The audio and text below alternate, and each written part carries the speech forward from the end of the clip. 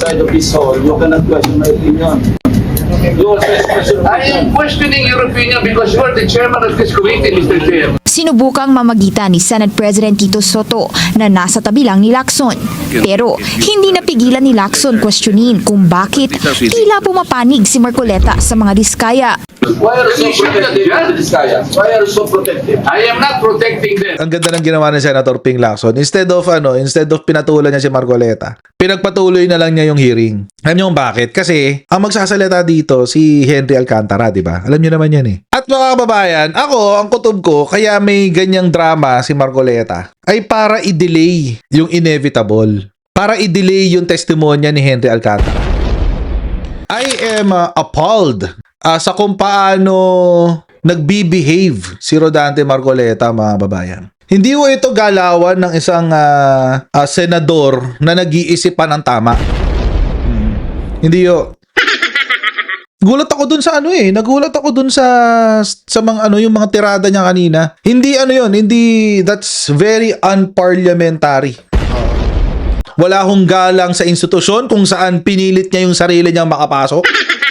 Oo, walang galang din sa kapwa niya senador. Pero si Senator Ping Lacson, direkta na talaga si Senator Marcoleta.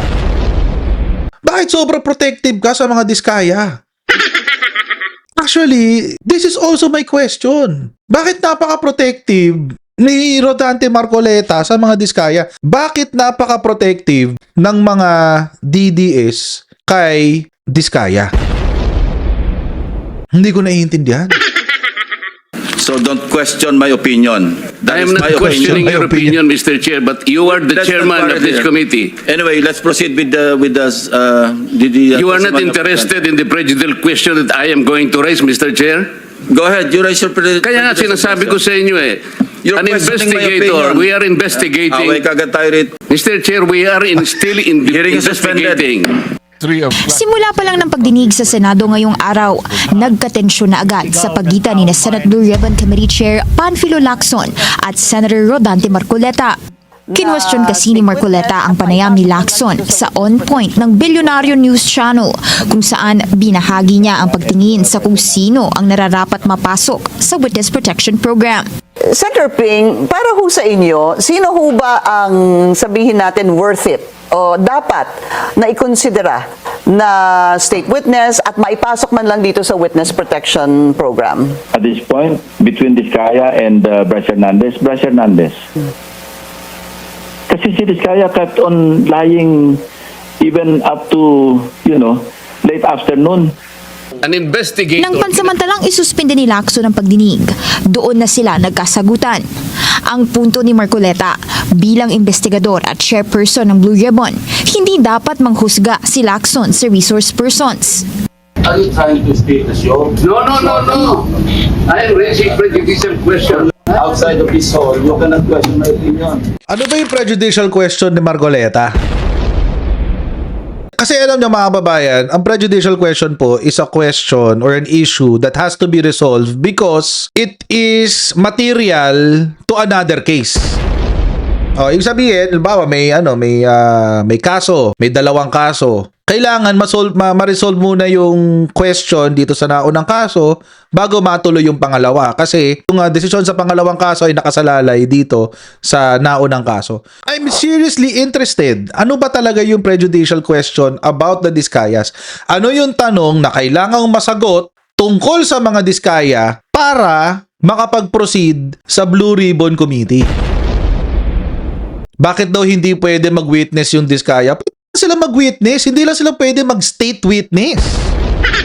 Not right now. Alam nyo kasi mga babayan, si Marcoleta is blowing this issue out of proportion. Kaya nga nakakatawa to eh. Bakit parang nag-aabogado si Marcoleta? Wala bang abogado tong mga Diskaya? Bakit hindi sila ang nagre-raise na ito? Bakit yung mga kasama ng mga senador who actually mga kababayan are also investigators quote-unquote dito sa Blue Ribbon Committee? You also express your I am opinion. questioning your opinion because you are the chairman of this committee, Mr. Chair. Sinubukang mamagitan ni Senate President Tito Soto na nasa tabi lang ni Lacson. Pero hindi napigilan ni Lacson questionin kung bakit tila pumapanig si Marcoleta sa mga diskaya. Why are you so protective of the Diskaya? Why are you so protective? I am not protecting them. Mabuti sinabi mo yan, Mr. Chair. Pwede ba nating i-record ito? Si Marcoleta ang nooy nag-request para maipasok sa WPP sina Sara at Curly Diskaya matapos nilang ilaglag ang ilang mga congressman at DPWH officials na tumatanggap daw ng kickback mula sa kanila. Pero hindi yun pinirmahan ni na Soto at Justice Secretary Boying Remulla. Kalaunan, tinuloy na ni Lacson ang pagdinig ng hindi pinapansin si Marcoleta. I will register my continuing objection, Mr. Chair. I will question the objectivity of this proceedings if you will not allow me Yun. raise these points. Maybe in the plenary this afternoon I will raise it. Go ahead. Perhaps, Mr. Alcantara, you proceed with your statement. Do what you have to do. Do what you have to do. Raise it in plenary if you want. Lang to si Senator Ping. Di talaga pinansin. Ang ganda ng ginawa ni Senator Ping Lacson. Instead of pinatulan niya si Marcoleta, pinagpatuloy na lang niya yung hearing. Alam niyo kung bakit? Kasi ang magsasalita dito si Henry Alcantara, di ba? Alam niyo naman yan eh. At mga kababayan, ang kutob ko, kaya may ganyang drama si Marcoleta, ay para i-delay yung inevitable. Para i-delay yung testimonya ni Henry Alcantara. Alam nyo kasi mga kababayan, isa ho sa mga dahilan kung bakit tinanggal si Rodante Marcoleta bilang chair ng Blue Ribbon Committee ay dahil nagreklamo yung mga ibang senador na kapag nasa hearing sila ni Marcoleta, nagugulat sila, hindi nila alam kung ano nangyayari. Oo. So sila, hindi rin sila makapaghanda. Hindi sila makapaghanda ng sariling questions, ng kanilang pang-interpellate, etc. etc. Ako, I have a feeling na yung affidavit ni Henry Alcantara kinuha ni Senator Ping Lacson tapos dinistribute niya sa lahat ng senador. Syempre, kasi para makapaghanda yung mga senators sa pagpasok nila dito sa hearing na to. Syempre, interesado ngayon dyan si Marcobeta. Nakita niya, ay, shucks, tatamaan dito yung mga kaalyado ko sa minority. Bakit? Alam naman natin kung ano yung nangging testimonyo ni Henry Alcantara. Ano yung testimony niya? Nilaglag niya 3 senador, mga kababayan. Jinggoy Estrada, Joel Villanueva, dinagdagan pa. Tayo nga, alam lang natin yung dalawa Dinagdagan pa niya, Bong Revilla. Ay, Bong Revilla. Sinama pa niya si Zaldico. Hindi pa doon natapos. Sinama niya yung commissioner ng COA.